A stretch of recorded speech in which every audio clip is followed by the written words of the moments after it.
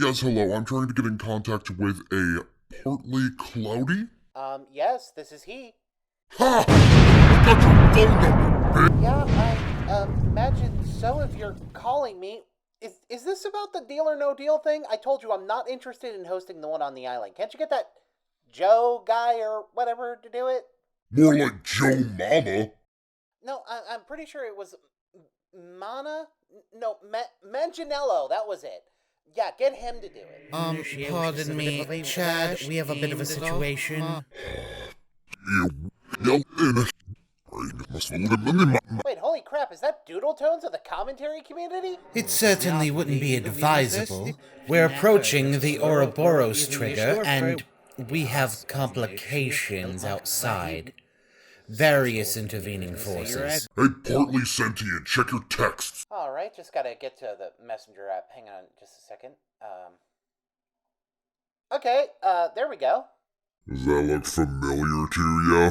Oh, yeah, that's SpongeBob. No, I put your IP address in the image, you fucking dumbass! Oh, that's not my IP address. See, I use NordVPN. Staying safe online is an ever-growing difficulty, and you could be exploited by Got to be fucking kidding me.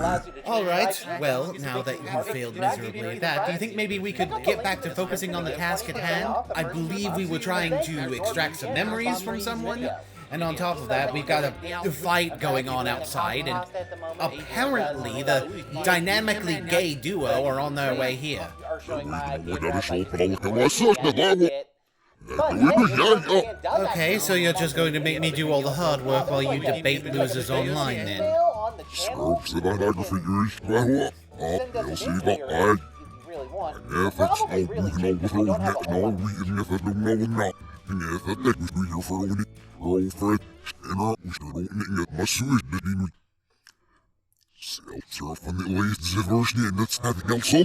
Okay, fine, I get it. I'll be back in a little bit, I guess. Hey, so have you ever seen the anime Fruits Basket? Anyway, as for his coverage of video 3, the first half is perfectly fine, but then it starts to rapidly go downhill the second No Way Home is brought up. This is all just nostalgia bait. Tom Holland is horrible as Spider-Man. Fact. Not an opinion, but a fact. That rhetoric sounds familiar. Foreshadowing is... But, alright. Let's work off that logic.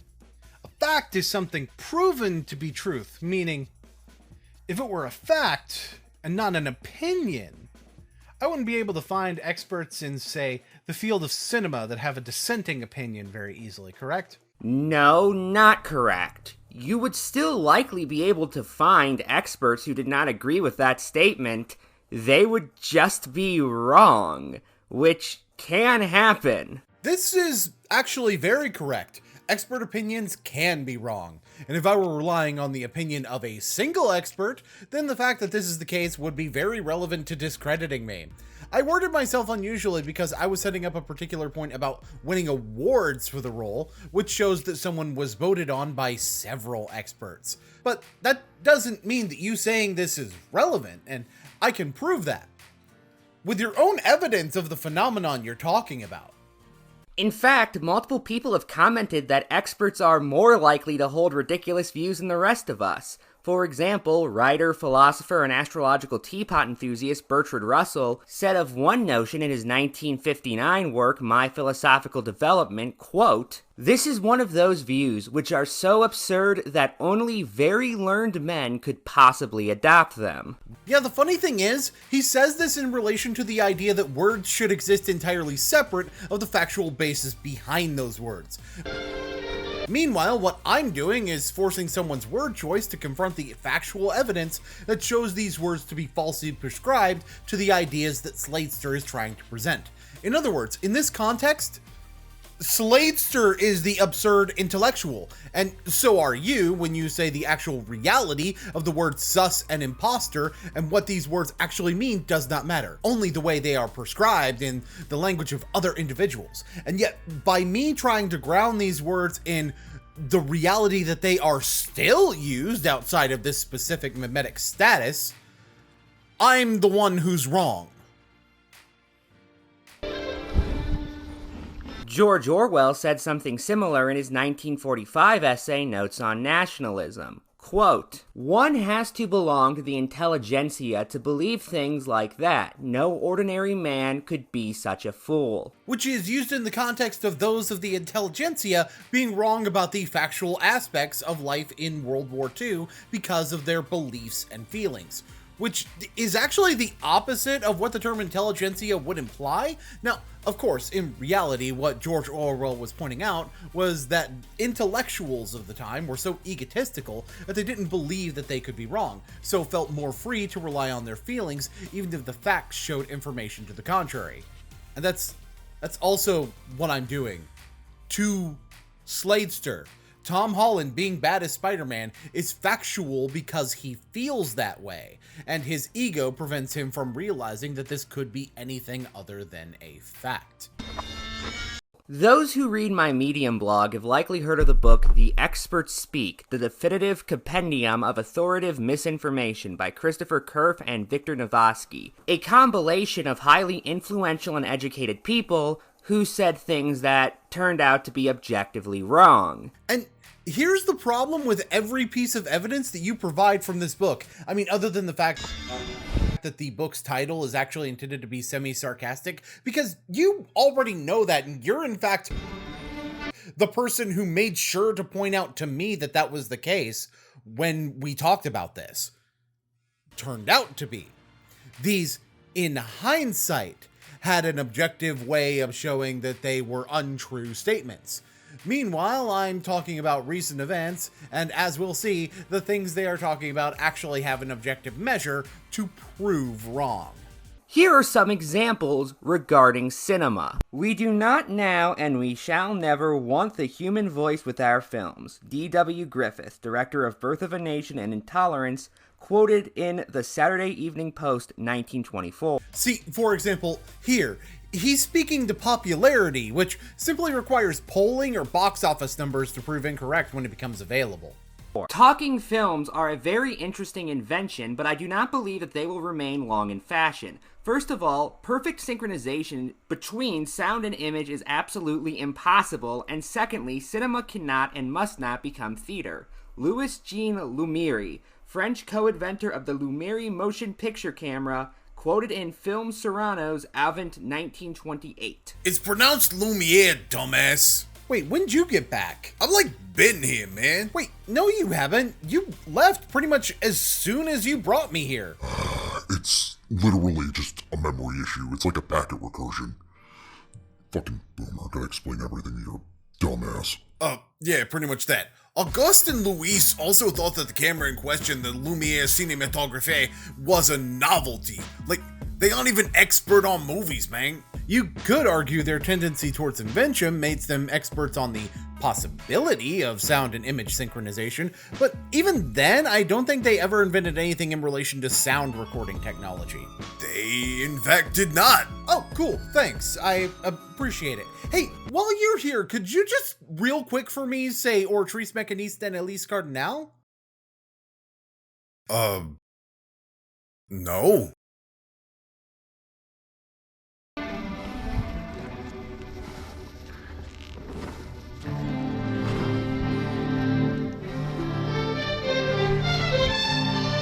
Who the hell wants to hear actors talk? Henry M. Warner, president of Warner Brothers Pictures, 1927. More of the same. Again. And this one, based on what little other evidence I could find, seems to have actually been said in 1925, putting it in the same year as the Jazz Singer when it was a meeting about the first implementations of sound systems as opposed to orchestral performances accompanying cinema is dishonest as fuck. You'd better learn secretarial work or else get married. Emmeline Senville, director of the Blue Book Modeling Agency, counseling would-be model Marilyn Monroe, 1944. Snively. It's pronounced... shit, you've been mispronouncing everything else so far. Why the fuck do I care now? Allow me. Considering how many changes she made to her appearance even after she was signed, that doesn't seem nearly as surprising to me. I'm sorry, who the hell are you? And is that the lawyer guy? Hey, Boon, how's it going? I don't know. How in the fuck do you think? Oh, also, Green, dude, you need to pay for my window? Or backyard door? Whatever the fuck it is, you need to pay for it. And even then, I'd hardly call a director at a modeling agency an expert in the field of cinema. This is loosely related to the subject at best. Don't ignore me, bitch! Give me your insurance information! So then the okay, guy turns wow, into a now rat. who's doxing You're you? probably wondering at this point, what does any of this have to do with fruit? Well, He's passé. Nobody cares about Mickey anymore. There are whole batches of Mickeys we just can't give away. I think we should phase him out. Roy Disney, brother of Walt Disney, circa 1937. You do know that there are two Roy Disneys, right? I presume you don't mean the one that was 7 at the time of the quote, but his father, Roy O. Disney, who wasn't even directly involved in the creative process and only worked for the company in an executive role. I'm about to lose my goddamn— Who in the fuck are you? so remember you how know I what? mentioned that all the I am characters just in the sick Selma of all this family have bullshit. this, like, Chinese I zodiac have curse no thing idea going who on. you Well, are. Yuki's I know happens for a to be fact that rat, you but have he's also no the business president being of here. Actually, high I'm school, here but for he the kinda show. was And I am forced into doing especially that. He sick didn't of the really goddamn want to. weatherman talking in my ear about Fruity Pebbles or what the fuck ever. Wow, you know what? Rude. You could have just hung up at any time if you didn't want to actually have a conversation. But you know what? I'll do it. Fuck you.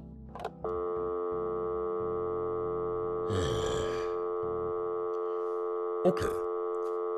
Now that that one's gotten rid of, Boon, we're finishing this outside. I'm sure that you can trust your lawyer to make sure that this guy doesn't wreck more of your property, and or just record the damages. Well, actually, legally speaking, I'm not. Shut up. Look, could you just look after the things and make sure he doesn't— You can relax, I'm here for theft, not property damage. Wow, yeah, you know what? That absolutely makes me feel better. Thanks. You know what, Mr. Shore, just answer me this. Was I correct about the backup on the way? Yes. Excellent. Boone, was it? You have nothing to worry about. In fact, when his backup shows up, you can simply inform them of the situation. Okay, cool. That sounds like a fantastic solution to the entire problem. Come on, motherfucker. I don't want to deal with these guys during the next interjection.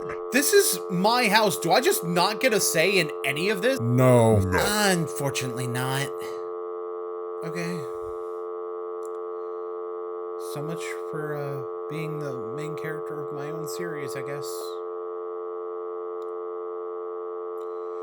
Hang up your fucking phone! Reagan doesn't have the presidential look. United Artists executive dismissing the suggestion that Ronald Reagan be offered the starring role in the movie The Best Man, 1964. 17 years before he would become the president. Yeah, it seems very possible that Reagan didn't look like a president at a point before he'd even entered politics at all. Especially since, by the way, they were casting based on looks, which isn't what makes someone a good candidate for president of the United States in the real world. Okay, that one's actually true. Oh wow, this example gets even worse. You call them right when this is supposed to be experts being wrong. I fucking...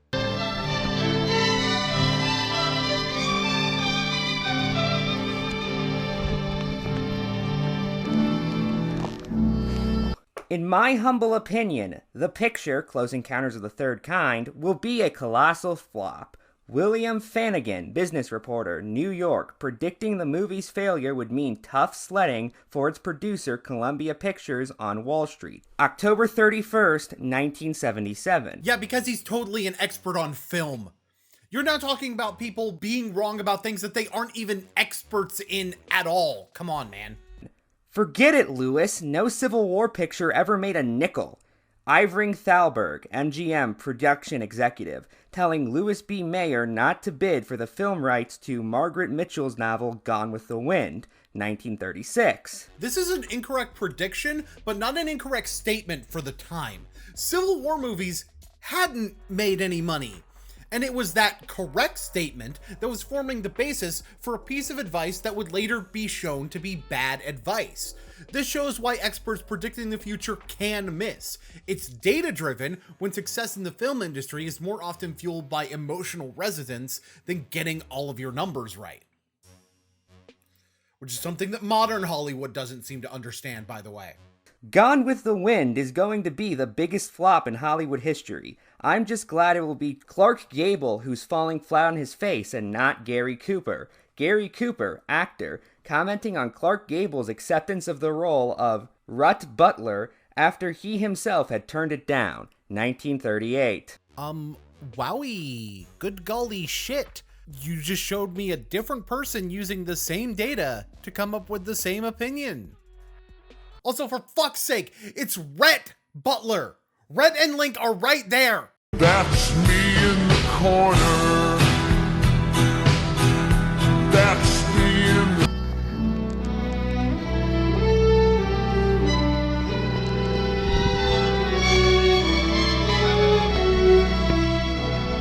Another Snow White will sound the death knell. V.E. Caverton, Current History, June 1938. That was after Snow White and the Seven Dwarfs?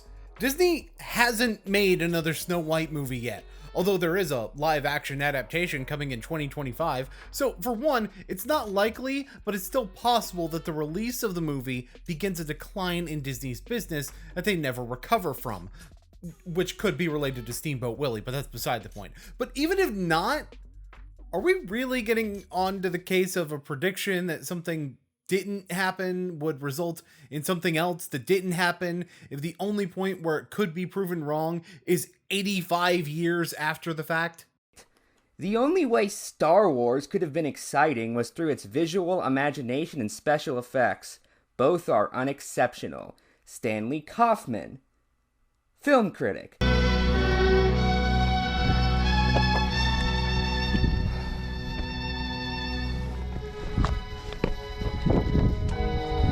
The New Republic, June 18th, 1977. Oh, fantastic. It's lovely to know that I can Never escape.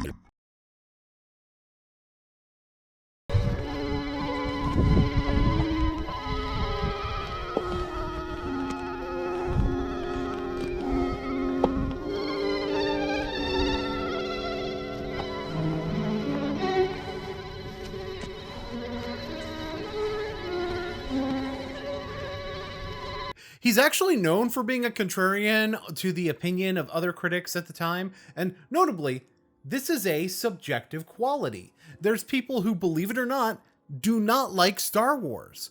This is not objectively wrong as much as some people want to think it is. It certainly differs from my opinion, but he's allowed to have a different opinion. That's a valid thing to do. Something I've said on my channel a lot. Director James Cameron's Titanic is the latest of 17 movies about the doomed luxury liner, almost all of which have flopped. That may well be a foretaste of what is to come for the film. Victoria Harper, The Curse of the Titanic. Mail on Sunday, London, November 23rd, 1997. Once again, someone using past data to make a future prediction. Even more so in this case. She's saying that it may, which leaves room for the possibility that she could be missing something that makes this succeed where other Titanic movies have not. In other words, she's aware that she could be wrong. The Wizard of Oz displays no traces of imagination, good taste, or integrity. I say it's a stinkeroo. Russell Maloney, The New Yorker, August 19th, 1939. And once again, simply an opinion that differs from that of the majority. Now, that's the last example he shows, but something I want to note about all of them that's relevant to why they don't apply to what I'm talking about. The Saturn Awards are voted on by the Academy, which is a voting process consisting of a larger number of individuals. In a few of these cases, you found multiple experts saying the same thing, sure, but very few of them are a large number of expert opinions all saying something that is incorrect. So, no, not an example of what I'm talking about. I especially find it funny that your example of experts is the Saturn Awards of all places. So, Why has he won the Saturn Award for Best Performance by a Younger Male Actor every single non-Avengers movie he's in playing Spider-Man? Why is he the only person to win that award 3 times, every time winning it for playing the same character? Saturn Awards is given out by the Academy of Science Fiction, Fantasy, and Horror Films, and the film awards in particular are notoriously difficult to win multiple times. In fact, only 4 people have won a total of 3 or more Saturn Awards for acting in film.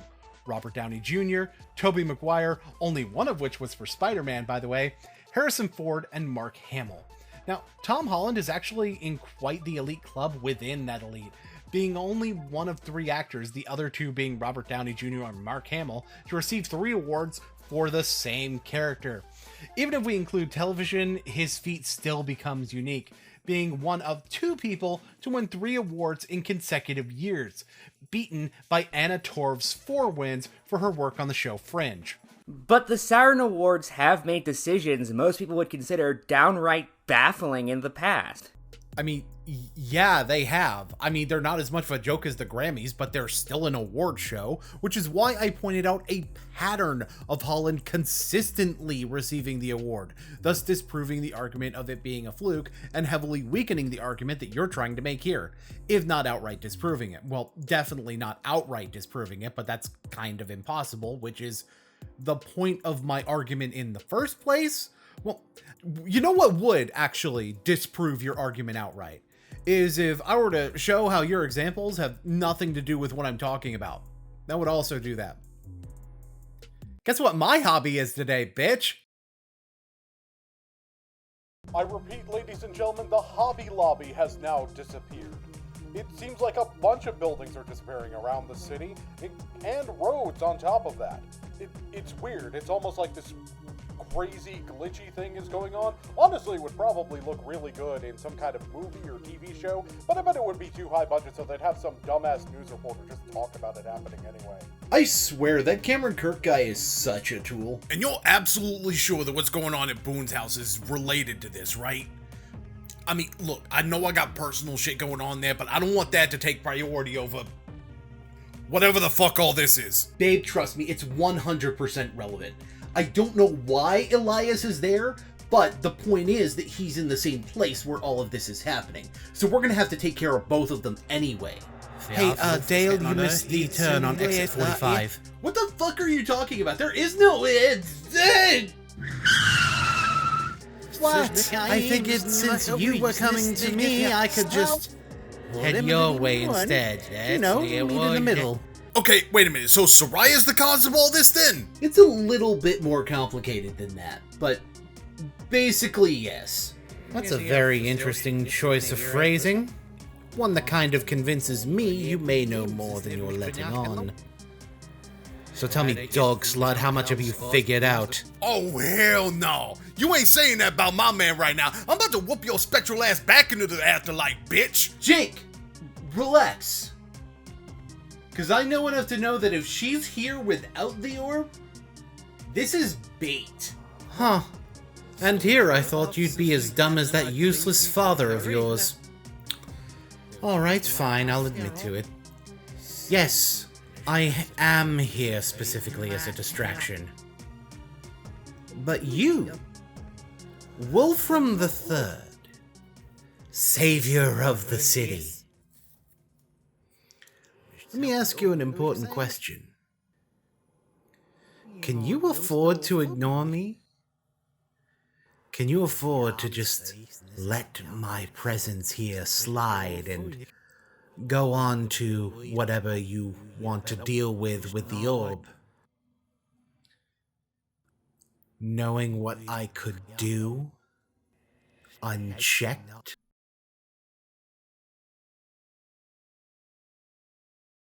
Jake, head ahead to Boon's house and tell him that he needs to say the name Soraya while holding the orb again. For example, fans of Mystery Science Theater 3000 might remember this film, which won the Saturn Award for Best Genre Video Release. Soup taper? What? Let it get a little closer. The soup Taker. Yes, because that automatically means the movie is bad. Like, there's a lot of ways to disprove this. For one, just because it was good then doesn't mean it will hold up with time, which is especially true when we're talking about a low-budget title. And that's actually very relevant in the case of the category that Soul Taker won. Best Genre Video Release is a category for movies that were never released in theaters, which inherently tend to have a smaller budget. So what it's competing against are... Well, Scanners 2 is on the list of nominees for the same year. So what the fuck do you think? And this, of course, also presumes that a movie appearing on MST3K means that it's bad. Because, you know, being able to be made fun of doesn't equal poor in quality. I feel like I made an 8-hour video on a similar topic, but I digress. MST3K have covered a couple of old Godzilla movies as well as a ton of Gamera ones. Does that make them bad movies? No, it fucking doesn't. Shut up! For the record, I checked every film that has won a Saturn Award for Best Picture in this or that category, and here are some examples of movies that, even if you like, you'd have to tilt your head at a little for either them winning Best Picture or the category they were put in. So I'm gonna go ahead and point out one of the massive flaws with this giant list. These are all individual movies that, at best, won awards based on a fluke, which not only makes all of them poor choices to compare my multiple awards for Tom Holland with, but also the fact that you're comparing the film category to a category for individual actors. That makes this weak at best, since none of the criticisms you're talking about apply to the categories that I'm using to make my point. And by the way, there's another reason that I would use the Saturn Awards, because it's the only place that I can compare the performances of Tom Holland and Tobey Maguire as Spider-Man directly to each other that don't involve a fan-voted award show. Rollerball. So, you're not gonna list the category or provide a reason why these shouldn't have won? At the very least, compare them to the other nominees. Hell, this one I can make the point for you. One of the nominees Rollerball was up against for Best Science Fiction Film was The Stepford Wives, which in my mind is a much better movie. And to be clear, we are talking about the 1975 Rollerball here, not the soulless 2002 remake whose primary redeeming quality was the presence of Paul Heyman on commentary. I'm not joking about that. Yes, I did make this about wrestling. Fuck you. Alien Nation. Also, Best Science Fiction Film, 1988. I guess I'll just make the good point for you again. I'd again agree with this because They Live was nominated and it was way better. Not just because Roddy Piper's in it, the concept in general was just so much more intriguing. Granted, there were also a lot of stinkers in the sci-fi category in 1988. It was not a good year for that category. Stargate. Best Science Fiction, 1994. You kind of lost me on this one. Stargate's one of the most influential sci-fi movies of the early 90s. The critics didn't necessarily like it that much, but the critics kind of hated all sci-fi in the 90s, so that's beside the point. And it was not up against strong competition. Some of these, like Time Cop and Street Fighter, both Jean-Claude Van Damme movies, weird, are certainly cult classics, but nothing here is on the same level as Stargate, and are really cult classics because of how bad they are. Which does kind of explain why the critics hated all sci-fi in the 90s. Most of it was shit. Armageddon, which won their award for Best Sci-Fi Film. I could honestly stop this list right here. 1998, by the way. Bit of a hot take from me on this one, but yeah, Armageddon was actually a fairly good movie in spite of what you're implying. And you're also missing the fact that the award was tied, with Dark City being named the co-winner of the award. That being said, Armageddon didn't deserve the win at all in my eyes, in spite of me just saying that it was decent. Mostly because, well, for one, Dark City, and for two, it was also up against Deep Impact, which is a much better asteroid movie. Sorry. AI, Artificial Intelligence. Science Fiction, 2001. And see, on one hand, AI isn't actually that bad of a movie, just overhyped for what it wound up being, with good reason to be overhyped, by the way, but still, it was overhyped for what the final product actually was. That being said, It was up against The One, perhaps my favorite Jet Li movie behind Fearless and Vanilla Sky, almost certainly my favorite Tom Cruise movie. So it's not like I'm justifying it winning the award with that, I'm just saying that it's better than Tim Burton's Planet of the Apes. Star Wars Episode 3, Revenge of the Sith. Science Fiction 2005, which was actually one of the shittiest years, thus why it would actually have a shot. Although there's exactly one reason I call this one highway robbery. Serenity.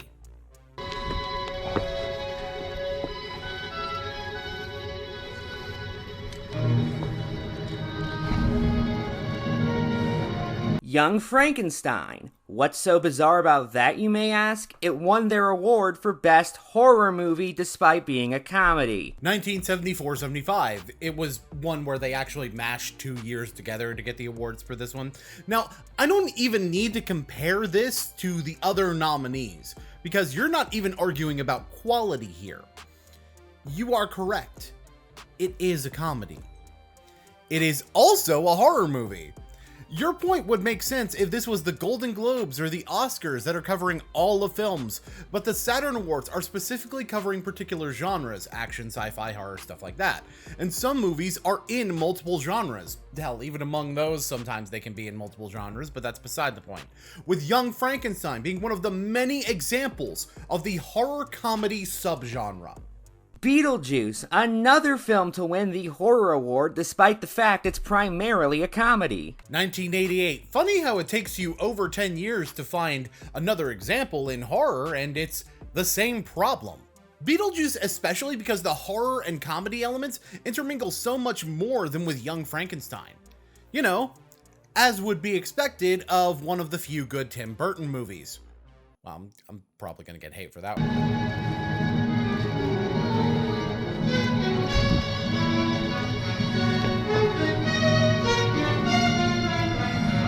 Shaun of the Dead. Does somebody need to tell the people at the Saturns what the fuck a horror movie actually is? Because they seem really confused. 2004. Shaun of the Dead leans even more into the horror side of the horror comedy subgenre than anything else you listed, by the way, since it actually plays out as a horror movie that happens to have jokes spliced in. That's weird. It's almost like being a genre film that has comedy in it is what most of the Cornetto trilogy is. And you missed a few horror comedy films if that's going to be your metric, like An American Werewolf in London, Gremlins, The Lost Boys, Arachnophobia, Army of Darkness, arguably Scream considering the plot revolves around making fun of horror movie tropes, Sweeney Todd, seriously if you're going to call out horror comedies, how the fuck are you not calling out the horror musical, The Cabin in the Woods? Like, most of the horror genre uses comedy as part of what it does, because both of them kind of do the same thing, just taking it in opposite directions, and therefore playing with taking those things in opposite directions accentuates them. Forrest Gump, which won an award for fantasy even though it's historical fiction. 1994. It has more fantasy elements than Raiders of the Lost Ark, and yet somehow you skip over the movie that has no fantasy in it for one that pulls full rewrites of major historical events. Superman Returns. 2006. Like, the best Superman movie after Superman 2, mostly because it ignores the shitty ones. Considering the stuff it was up against, the only things I'd really say that should have gotten the award over it were Stranger Than Fiction and Night at the Museum, if the campy, pulpy shit like that is to your taste. Just because Nostalgia Critic blasted it doesn't mean it's a bad movie. Alice in Wonderland, 2010. AKA the Tim Burton one. Okay, yeah, Scott Pilgrim vs. the World is right there. But now we've reached the end of your examples, and I want to point out a couple of other problems here. This was the newest movie that you brought up on this entire list in 2010. You know when the first time Holland would have been eligible for a Saturn nomination was? 2014. Fuck, I can do better than that. Here's some best film winners from each category that you mentioned, not including the action category, and why they shouldn't have won that actually were when Tom Holland was acting in anything other than anime dub, which, by the way, doesn't qualify for you for a Best Actor Saturn. Sci-Fi 2017 Blade Runner 2049, a mindless Harrison Ford vehicle and a sequel we didn't fucking need. Sci-Fi 2019-2020 Rise of Skywalker. I don't think this needs much explanation. Fuck you, JJ. Horror 2015 Crimson Peak. It's actually a romantic movie that happens to have vampires in it, which according to you means that it's not horror enough. Fantasy 2014 The Hobbit and the Battle of Five Armies.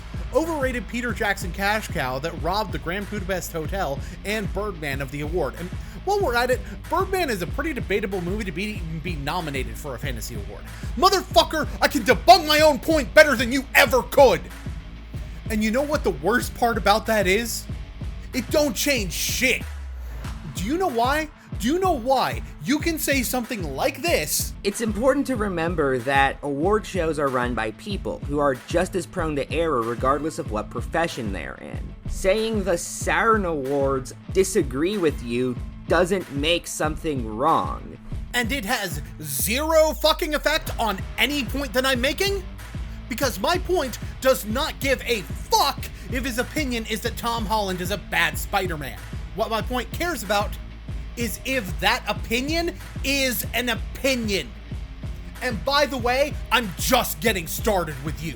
I'm serious about trying to get this to 12 hours. It'll be fucking easy if this is the level of discourse that I have to put up with. This is the same place where William Shatner spoke Rocket Man, remember?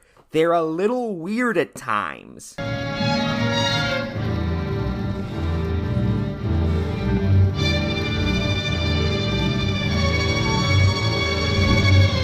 Spider-Man Into the Spider-Verse did the whole Spider-Verse Dimensions concept better.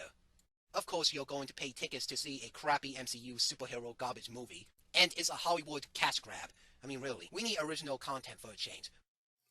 Into the Spider-Verse is a story from the comics, you chuckle fuck! Yeah, and he said absolutely nothing about its quality other than he thinks it did one thing better than No Way Home did. He said that we need original content. I was saying that Into the Spider-Verse was actually not a new idea, which is something I connected because of the fact that he said this directly after talking about Into the Spider-Verse's quality in comparison with No Way Home. Like, my god, man, words. Remember them for like 3 seconds. You know, you could probably guess what I did during that time. Unless, of course, I'm gonna do it now instead.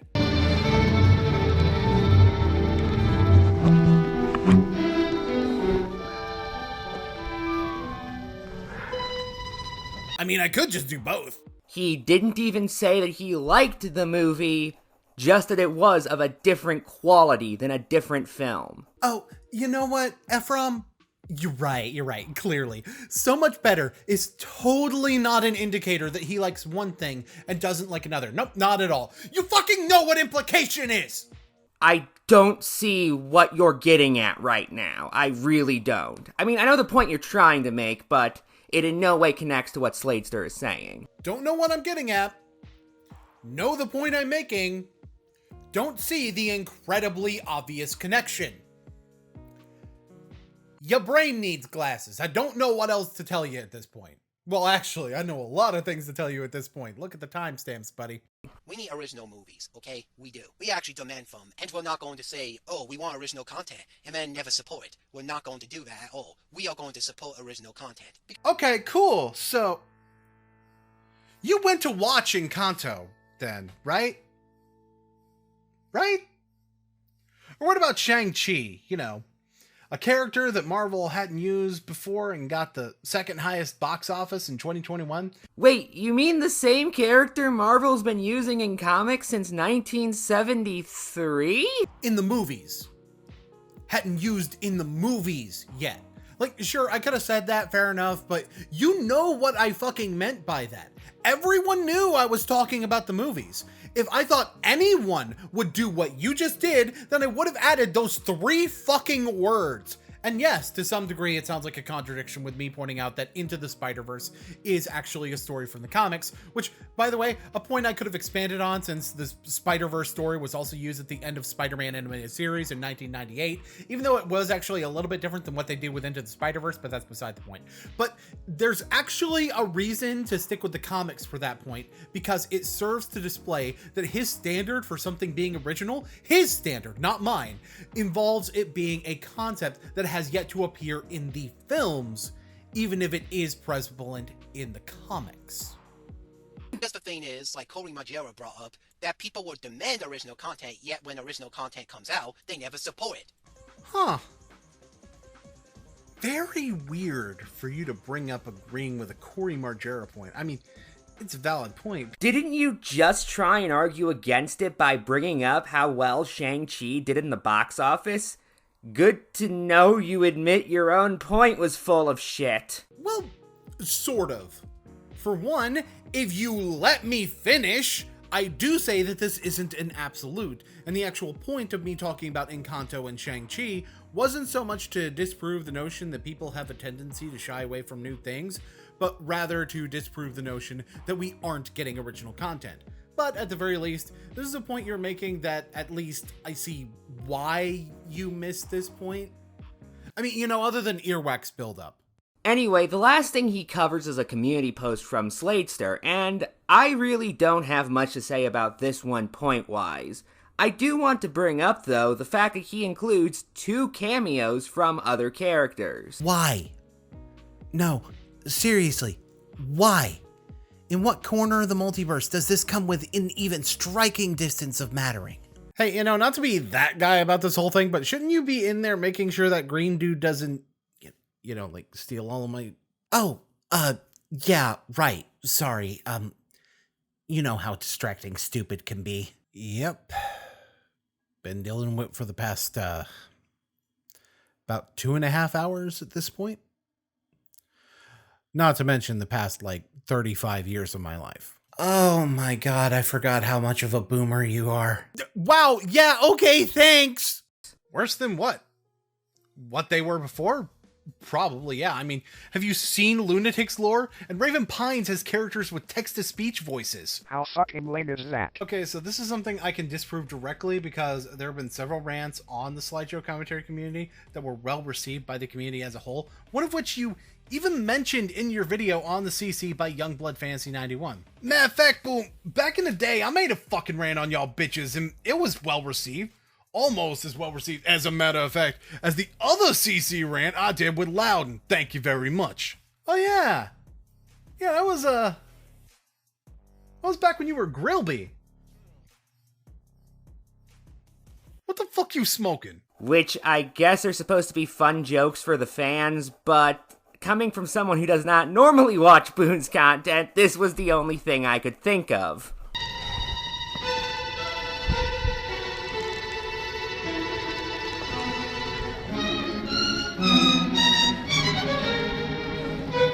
Wow, you just let all of it fly over your head. You in no way need to know Boon canon lore to get those, well, actually, that joke. Because one of those wasn't a fucking joke. See, in my case the entire point of the joke was that Boon was joking about someone else's lore being cringe because of text-to-speech voices, and I am a character within Boon's lore that has a text-to-speech voice. Even if I had never appeared in Boon canon before, the joke would have still worked because I was a text-to-speech character calling myself lame. Unfortunately, the joke is a lot worse now that I've had to explain it, but I suppose that's what we get when Ephraim Jazin decides to be a stinky, smelly bitch about the whole thing. And motherfucker, hey Boom, what's up? Motherfucker, I was evidence! Apparently your dumbass was too distracted by the fact that I was on screen to pay attention to the fact I was talking about my videos that debunk Slate's point about the SEC not taking criticism. Unless, of course, you tell him you're not fucking Grillby! I know, I'm sorry. It was really inappropriate. You don't even use that avatar anymore. What? Oh, yikes. Awkward. Yeah, dude, you know how you used Grillby as an avatar before you got your current one? Wait. So you weren't just making a crack about all fire people looking the same to you? What? No! I mean, to a certain degree, all fire people look the same. Heat joke. Not helping your case, homie. I wasn't done. I meant more so in the terms of, like, fire people being people made of fire. There's really only so much variation that's going to be in that. And the fact that you two have, like, kind of similar builds, that doesn't help the situation. My point is, yes, I remember you using Grillby as an avatar. Hey, should I just, leave? This feels kinda personal and shit, and maybe I should just, stay out of it. I mean, you probably should, but let's be real, it's a lot funnier if you just stay here. Okay, I'm gonna teach you how to be better at answering that question, but, yeah, I don't remember any of this shit. None of it. But you remember me calling you Grillby. Yeah, there's a reason I keep bringing it up, dumbass. That's, weird. That was before Chad generated a new world. I would think that you'd either remember the whole thing or remember none of it. Oh, fuck, right. Boon, where's the Orb of Chaos? Oh, right. The plot. Yeah, it's inside with Henry and this weird green guy that showed up. Something got mentioned about Henry waiting for backup? Fuck, that kind of figures. Right, I need to bring this thing out to you. Just wait here for just a minute. I'll be back. Okay? Hey, funny fireman, one more thing. Not now. This is, actually really important.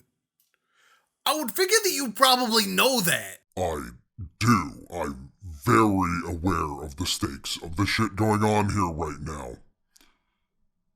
Both your personal stakes and the overall stakes. You seem, quite a bit more human than the last time that I saw you. That's good. That's good. What are you talking about? We met just a little while ago. That's a weird way of... I suppose that reminder was rather helpful, wasn't it? You son of a bitch! Calm yourself, Jacob. I'm here for the exact same reason you are. To fix the damage caused by the use of the Orb of Chaos. I'll simply deal with the repair, and you go inside and deal with your personal situation. I have a funny feeling that Elias has his own plans in regards to it. Much as I hate to admit it, you're right. There's bigger fish to fry than my fucking beef with you. But let it be known, I'll deal with your ass later. Yep. Later. Always later.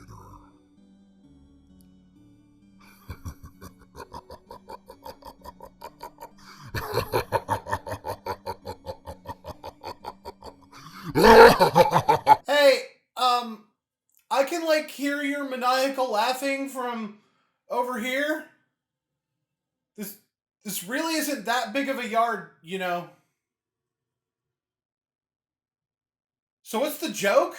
And now it's time for an irrefutable point with the Efferamentator. Okay, so an accusation being baseless would be something that has no base. This has been an irrefutable point with the Efferamentator. You know, I wasn't exactly expecting you to let the bitch off his leash. Are you really that— You're about to close your 10-ply wannabe Onryo gap right about now. I'm sorry, what the fuck? I said fucking zip. 1, nobody calls Jacob a bitch but me. Do you understand that? Don't answer. 2, keep the idea of my father out of your fucking mouth. Jacob's physical strikes may not be able to do shit to your spectral ass, but guess what, bitch? My magic can. Shut up, I'm not done. 3, you want to distract me? I have questions for you. Questions that I would advise you to answer openly and honestly. If not, you probably already know how experienced I am in being able to move a fight wherever the fuck I need that fight to go, including to Boon's house if necessary. Your distraction will mean nothing. Speak. I just wanted to make sure that you were done. I can answer the questions that you have if you really want me to, if that will keep you away from the situation that I want you away from. But I should warn you, you may not like the answers you hear. Yeah, I'm kind of used to getting answers that I don't like. So, let's start with the basics. I already know Soraya's not your name. I know that somehow the actions you took got attached to that name through history, and we'll cover that later, but first, what's your real name?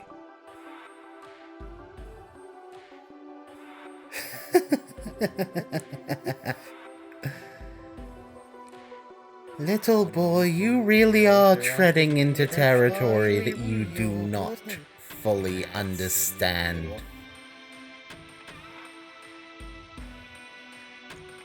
Ariel LaFleur. Oh. Based on that reaction, I guess you recognize it. Interesting, that's two of you that remember more than you should. But seriously, this part of the video is actually perfectly fine. Then final thoughts happen, and, well, I was on edge about calling this video bad up until that point. I mean, don't get me wrong, it's had a lot of problems, but it hasn't been anything other than some, albeit incredibly frustrating, bad points. Until this happens. Whatever. I'm done here. All I can say is that I legitimately hate the commentary community even more, and I am glad that Corey Margera exposed the commentary community back in 2016 during the whole rivalry with Boonslayer. And now it all comes together, doesn't it? First of all, allow me to clarify something. Two things, actually. First of all, the Slayer is not capitalized. S isn't capital. It's just Boonslayer, one word. Second of all, that was not a rivalry. That was me making points and him flopping on the ground like a goldfish forcibly ejected from its bowl. But it all just makes sense, doesn't it? Referencing an opinion is fact. You mean the same thing you've done twice in this commentary? No, I fucking didn't. Absolutely not. But if that's the standard we're gonna go by, bitch, that is everything you have done in this whole video. All the reviewers you played talking about Sonic, Richard Dawkins, Bertrand Russell, George Orwell, fuck, MST3K covering a movie. All expert opinions you have relied on to make your point. But the thing is, you're not really doing that, are you? You're providing evidence to back up the statements you're making as an actual refutation of my point. Meanwhile, I'm also using this as evidence of the statement that I'm making. But what I'm doing isn't even trying to prove Tom Holland is a good Spider-Man. I'm proving that what Slatester presented as a factual statement is not a factual statement. The only way to do that is with a dissenting expert opinion. You say that what I'm doing is trying to prove the opposite is factual, is intellectually dishonest, and basically creates a no-win situation for me when I'm stating that's not the fucking point in the interjection that you state that I'm doing this. And I don't even know what the other use of opinion as fact I've supposedly done is. The only thing that comes to mind is the statement before what you're saying now. And if that's the case, guys, can we stop this? I've stated before how a content creator should not need to state that something is an opinion consistently, or state out loud they are using sarcasm every single time they use sarcasm. But Eprom here is proving himself to be the reason that people have to dumb down their social cues to the point that even my friends on the spectrum think it's too much. That's why these videos get covered for this exact problem by people in the SEC. Like, of course it's fucking hyperbole. We did not physically interact. I pointed out in my diss track on Corey that he refuses to go on camera, but wants to take repeated pot shots at my appearance. And not even funny ones either. At least Just a Robot had the balls to call me the amazing atheist. That shit was actual comedy. There was one sincere aspect of what I said there, though. I do not feel that what happened with me and Corey Margera was a rivalry. And I do feel like I had actual points to make, while he just slung crass insults at me, some of which rose to the degree of harassment. All while having his cult, because that's what you guys are, don't worry, we'll talk about that later, repeat that I was owned by Corey Margera for years, even after he deleted his channel. Twice. I interpreted these actions as flopping around like a goldfish forcefully ejected from its bowl as a means to summarize the events in a hyperbolic way because I really have no desire to go into detail. But I guess I'm gonna have to in this video, aren't I? The constant lashing out when someone responds to you in any way. I mean, shit. Some more profanity and an actual charismatic bone in your fucking body, and you'd basically be Corey Margera's Sonic OC Donut Steel, wouldn't you, buddy? Oh, I'm sorry. Did that sound condescending to you? Actually, to me, it sounds like you're doing your best impression of this.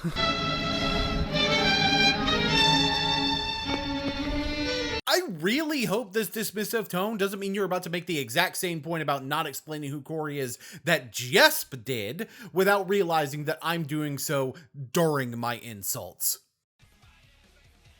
Good. It sounds like I'm condescending to you because I fucking am, kid.